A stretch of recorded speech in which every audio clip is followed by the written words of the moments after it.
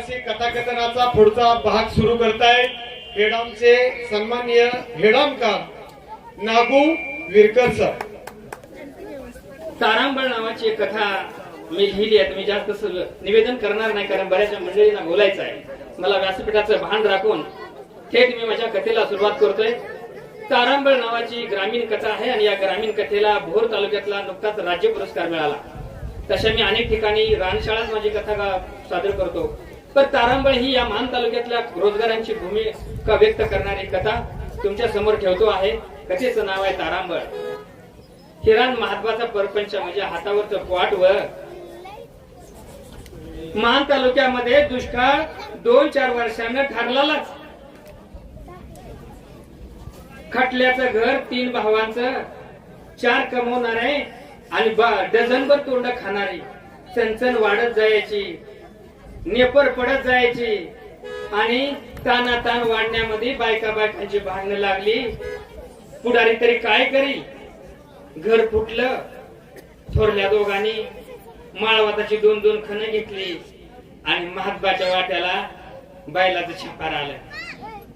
एक बैलाचं छापार, एक रेडकू, 2-4 शेरड, 2-3 जर्मलचं फुटलेलं तांबेन काळ झालेलं बघुलं. एवढ्यावरच महात्माने हिराण परपंचाला सुरुवात केली. 1.5 एकर जमीन आली होती. जुंधळ होत होतं, बाजरी होत होती, पोटाला होत होतं. परंतु पैशाशिवाय संसार चालतोय का. आणि म्हणून हिराण महात्माला रोजगार धरल्याशिवाय पर्याय उरला नाही. फाटकी जोडलेली लुगडे नेसून रोज हिरा लोकांच्या बांधाला बांधलायला, खुरपायला, कांद काटायला. माधबा पैलवान गडी, वायवलं राहिलं घनघणीत अंगानं गडी, पण फाटलेला सदरा घालून वजनाचे जोखमीचे काम करत होता. रोजगाराला खडाच नाही हो. इमानदारी माणसं दिवस उगवायला गाड्या दारात येऊन उभा राहायच्या आणि आठवड्याभराचा पगारातून आठवड्याभराचा बाजार भागायचा. उरलेले पैसे गाठीला ठेवून टुंगटुंगीत परपंच चालला होता. तर परपंचाला भोर कोणाचा नाही हो. या जगी सुखी कोण आहे ते शोधून पाहिजे. अरे वरवरून सगळेजण म्हणतात आम्ही सुखी आहे. आतल्या दुसऱ्या आतच माहित असतात प्रत्येकाला. आणि 3 पोरं पोटाला. थोरला नाना 4-5 शेरड राखत होता. मधवा भारत रे शिक्षण संस्थेमध्ये शिकत होता. धाकटी बायडा 10वीतनं शाळा सोडून म्हशीच रेडकाची मस केलेली राखून आई वडिलांना मदत करत होती. 2 वर्षाची नाती दुती लेक लग्नाला आलेली. काळजी कुणाला नाही व. श्रीमंत असू द्या नाही तर गरीब असू द्या, लेक लग्नाला आल्यावर काळजी आई वडिलांना डोक्यावर ओझ. जशी काळजी या प्राध्यापकाला, जशी काळजी हिराला. हिराची बहीण मुंबईला होती, मावस बहीण. ती यायची. तिच्या अंगावरचे कापड, कांती, दाग दागिनं, मवाळ बोलणं बघून हिराला वाटायचं माझ्या बिलिकीचं असंच व्हावं. आणि म्हणून हिरा विचार करत भाकरी बडवायची. हिरा भल्या पाठी उठायची. आंघोळ थाट लोट करून नवऱ्याला पाणी ठेवायची. सासऱ्याच्या काळात आलेल्या देव गोट अस्त्र होते पूजून पांढरा टाकून आरती ओळख म्हणायची. भगवाना नामाचार्य हाय तारांबळ, हाय फाटका परपंच, पर जोडायचं बळ दे र. लेख द्याय घ्यायला आली. चांगलं मागणं येऊ दे. त्या दिवशी बाजाराचा दिवस होता आणि त्यातला खडा घ्यायचा होता. आपली लग्नाला आलेली पोरगी बाजारात जाणार म्हणून हिरानं 2 बगुलं पाणी तापवलं. डोक्यावर ऊन पाणी घातलं. फणीनं केसातला गुत्ता काढला आणि गोप विहिणी घातली. नीटकं नटवून तटवून हिरा महात्वाच्या अंगावर कधीच सदरा नाही. पर 3 बटणी शर्ट, लेंगा टोपी. सोनाराच्या दुकानात नाकातला खडा घेतला. फिरत असताना समाजामध्ये काही माणसं हिरी असतात. गुलाम नावाचा सावकाराला नजरेत पडली आणि हे पाषाणात कोरलेलं लेणं जणू. आणि गुलबा मुकादमानं लय जणांचे लग्न जमवली होती. रत्नपारखी तो महात्बाला मुदामा आडवा गेला आणि राम घाल. महात्बा काय करतोय. महात्बानं राम घातला. महात्बाला प्रश्न पडला आपल्याला एवढ्या मोठ्या माणसानं राम कसा घातला. राम घातला आणि तंबाखू देत म्हणाला ही तुझी पोरगी वर होय माझी पोरगी आहे. काय कुठे बघी बघितलं का नाही? नाही अजून जागा आला नाही चांगला. आला की देऊन टाकायचं म्हणतो या. लग्नाचा विषय काढतात बायडा लाजली. आईच्या मागे जाऊन पदराड उभा राहिली.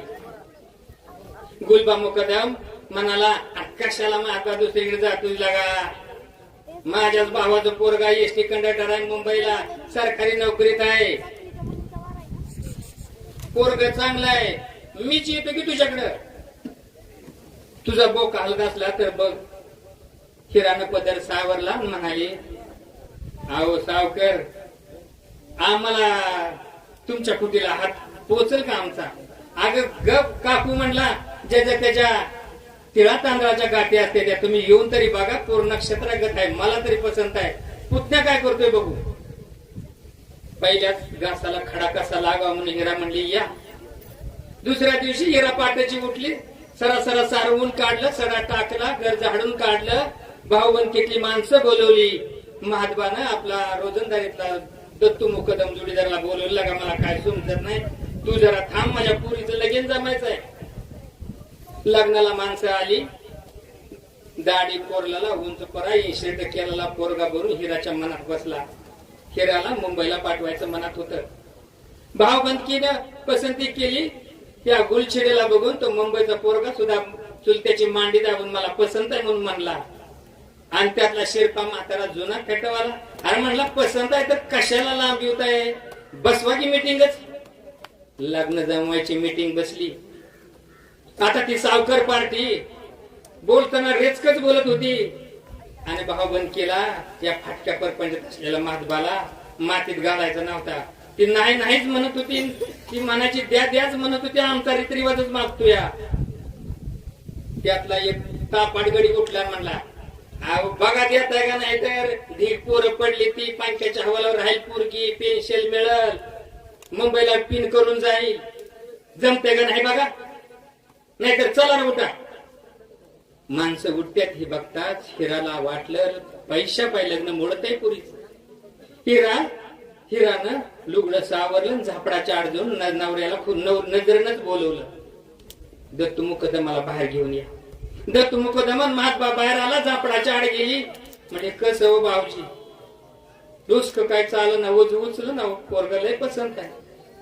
दत्ता मुकदम म्हणजे महात्माचा जोडीदार म्हणला पोरग चांगला आहे. माणसं चांगली आहे. ती पहिल्यांदा हुंडरू नका. एकदा पहिला जागा हुंडरला म्हणजे पुन्हा येत नाही.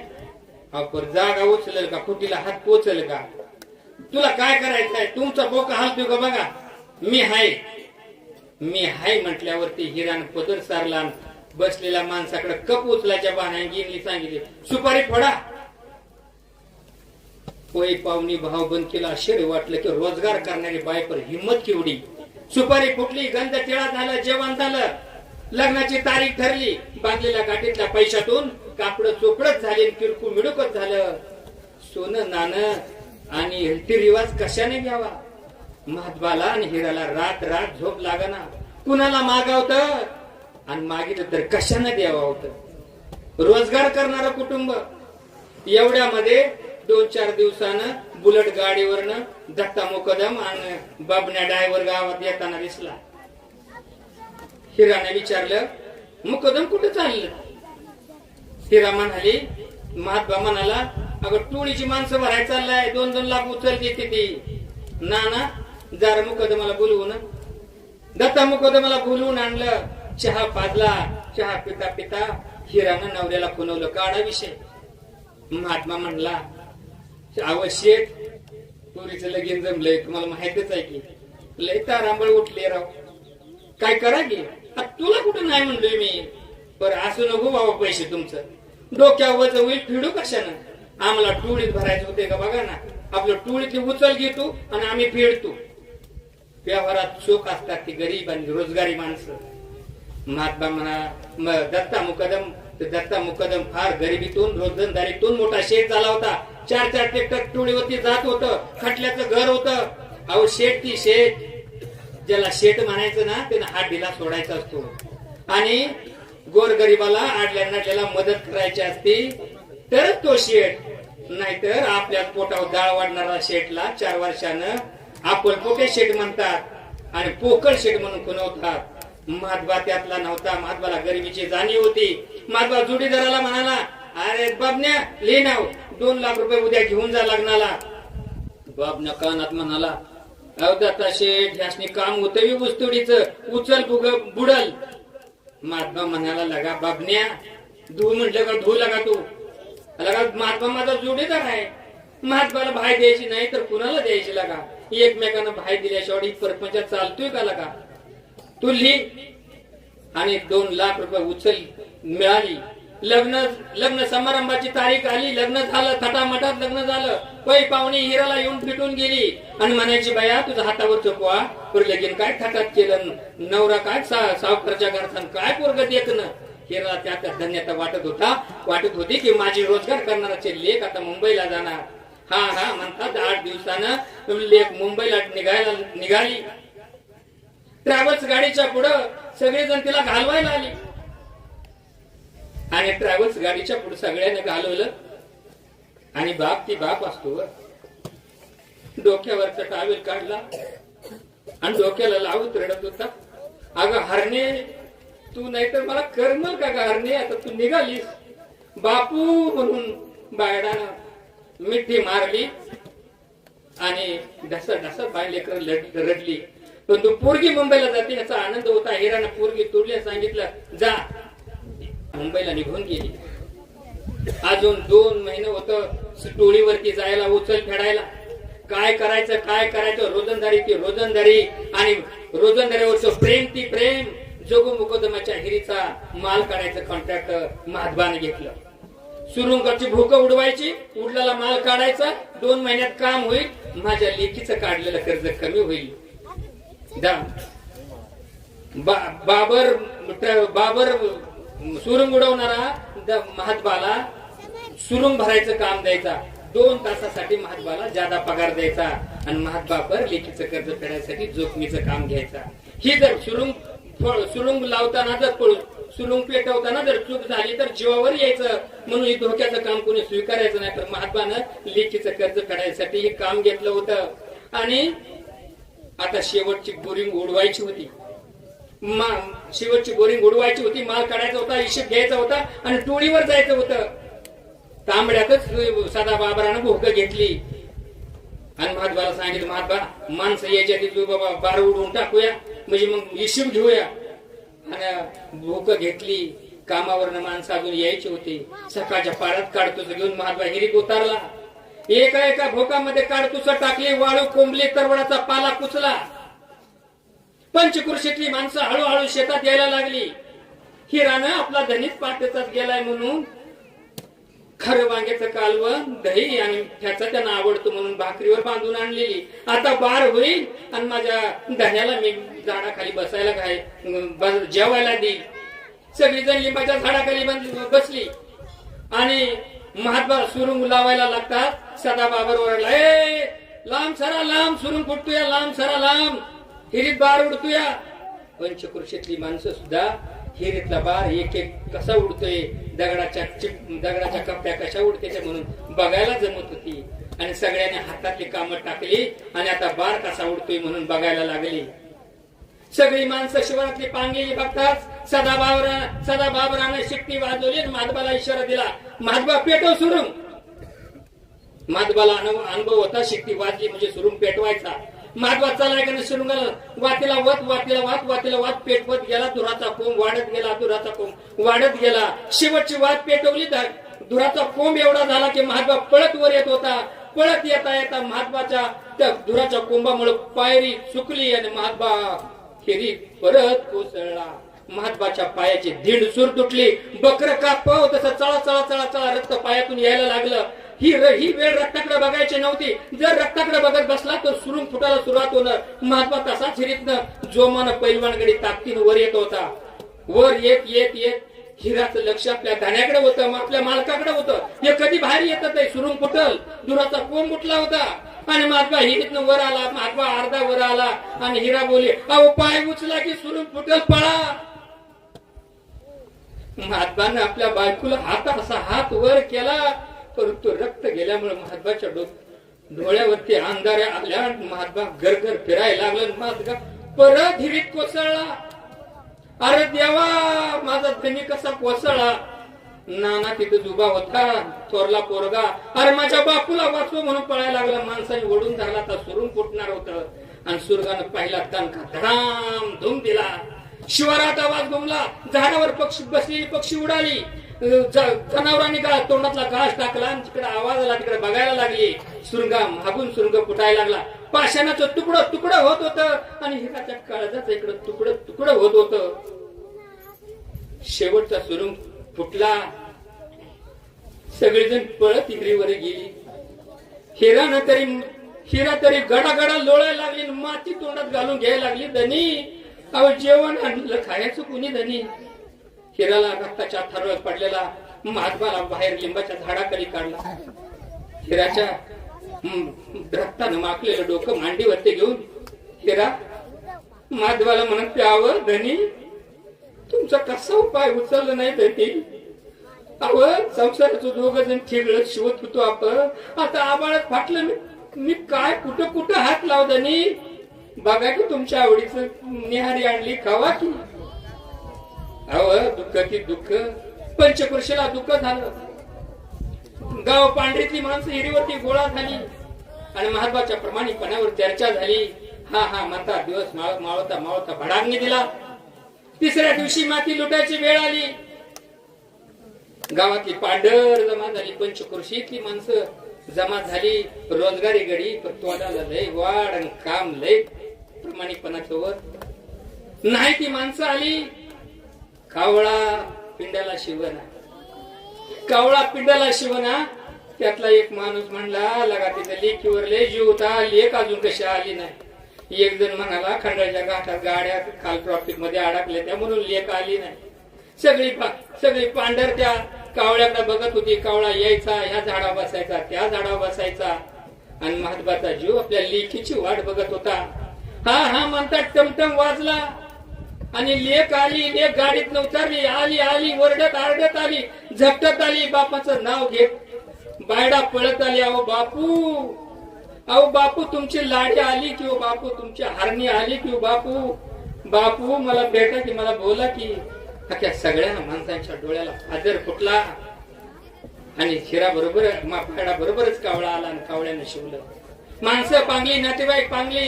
अहो दुःख ज्याचं त्याला, कुणाला दुसऱ्याला दुःख होणार आहे. 8 दिवस बिचारीनं अंतरून धरलं. अन्नाचा घास खाल्ला नाही की पाणी पिले नाही. डोळं उघडलं तर डोळ्यासमोर डोंगरा एवढी दुःख दिसायची. नानाचं लगीन कशाने करावं, भारतचं शिक्षण करून त्याला मुंबई पुण्याला कसं पाठवावं आणि बायडाची उचल कशाने फेडावं. बाई ती बाई, स्त्री ती स्त्री. परंतु 2 दिवसानं नानाने निरोप आणला ना, आय ट्रॅक्टर टोळीवर चाललं ते उचलीचं काय करायचं. बिचारीने रात्रभर विचार केला आणि कडुलिंबाचं औषध गिळता तसं दुःख गिळलं आणि त्या रणरागिणीनं दुःखाची चादर फेकून दिली आणि पुन्हा संसार करायला उभी राहिली. कारण लेकराला जपायचं होतं, लेकराला सावरायचं होतं. मी जर हातपाय गाळून बसली तर होणार नाही. सह्याद्रीच्या सहकारी कारखान्यावरती हा ऊसतोडीचा कारखाना निघाला. ज्या जगोखोताच्या हिरीमध्ये बाप मेला होता, त्यांनी भारतच्या शिक्षणाची जबाबदारी घेतली होती आणि भारतला जाताना कवटाळू म्हणते, बाबा चांगला शिक रे, बापाचं सपान पुरं कर, तुला काय बी कमी पडून देणार नाही, तर बापाचं सपान पुरं कर. भारतला सुद्धा गलबलून आलं होतं. परिस्थितीची जाणीव झाली होती. दुःख वेदना झाल्या होत्या आणि म्हणलं, आय तुझं अंग पार टाकून गेलं, तुला उसाचं थोडीचं काम होईल का. होईल ते होईल, पर तू शिक, तू बापाचं सपान पुरं कर, गावात नाव काढ. तिकडे ऊसतोडीचा नारळ फुटला. सपा सबच्या परपंचच्या झिटीत हिरा ऊस तोडत होती. पुढच्या कोयत्यानं वाडवर उडत होती तर मागच्या कोयत्यानं पाचट काढून ऊस नानाकडे टाकत होती. नाना मोळ्या बांधत होता. रात्री अपरात्री ट्रॅक्टर भरायची वेळ यायची, परंतु दोघं तशीच कष्ट खात होती. उचल कमी होत चालली होती. नानाला पैसे पाठवलं जात होतं. वाड्यावरती परपंच भागत होता. भारत 12वीची परीक्षा पास झाला आणि नेमकं पोलीस भरतीचं फॉर्म सुटलं. भारतनं पोलीस भरतीचा फॉर्म भरला. कोणती अकादमी लावली नाही, कोणता क्लास लावला नाही. क्लास एकच होता की माझ्या आई बापानं या संसारासाठी रक्त आटवलंय, माझ्या बापानं या संसारासाठी जीव दिलाय, मला काहीतरी होऊन दाखवायचं आहे. आणि भारत पहाटेच उठायचा आणि सडकणी पळत सुटायचा आणि पुस्तक घेऊन लिंबाच्या झाडाखाली जाऊन बसायचा, अभ्यास करायचा. भारत पोलीस दलामध्ये भरती झाला आणि नाशिकच्या पोलीस अकादमी मध्ये प्रशिक्षण करून मुंबई पोलीस दलामध्ये भारत दाखल झाला. भारत पोलीस दलात दाखल झाल्यावर गावामध्ये बॅनर लावलं आणि एमडी धडे सारख्या मंडळींना त्याचं कौतुक वाटलं की अरे रोजगाराचा पोरगा पोलीस झाला. बॅनर लावलं, मराठी शाळेच्या समोर सत्कार सोहळा ठेवला. पोलिसाच्या वेशामध्ये बसलेला भारत बघू खाली बायकामध्ये बसलेल्या आईच्या डोळ्यातून पाणी झळाळा येत होत. बापाचं स्वप्न गड्या पुरं केलंच, गड्या तू बापाचं स्वप्न पुरं केलंस. भारतचं नाव सत्कारासाठी सभापतीने पुकारलं. भारत सरळ स्टेजवरती न येता माणसात बसलेल्या आईकडे गेला ना आईचा हात धरला आणि ओढत आईला स्टेजवरती आणलं आणि आईच्या समोर सत्कार स्वीकारला. जिनं रक्त आटवलं होतं, जिनं प्रपंचासाठी त्याग केला होता, तिच्या हाती सत्कार स्वीकारल्यावर पंचक्रोशीत पांढरीमध्ये एक वेगळ्या प्रकारचा संदेश गेला. आणि हा सत्कार सोहळा झाल्यानंतर अनेक जण महात्माचं पुन्हा पुन्हा नाव काढत होते आणि हिराचं डोळं पुन्हा पुन्हा कुंभाड उदाटून येत होतं आणि हिरा मनातले मनात म्हणत होते, अव तुम्ही दाखवायला पाहिजे होता, पोरां संसाराचं सोनं केलं आपल्या. धनी तारांबळ हाटली तारांबळ हाटली आपली, तारांबळ हाटली धनी, तारांबळ हाटली. धन्यवाद.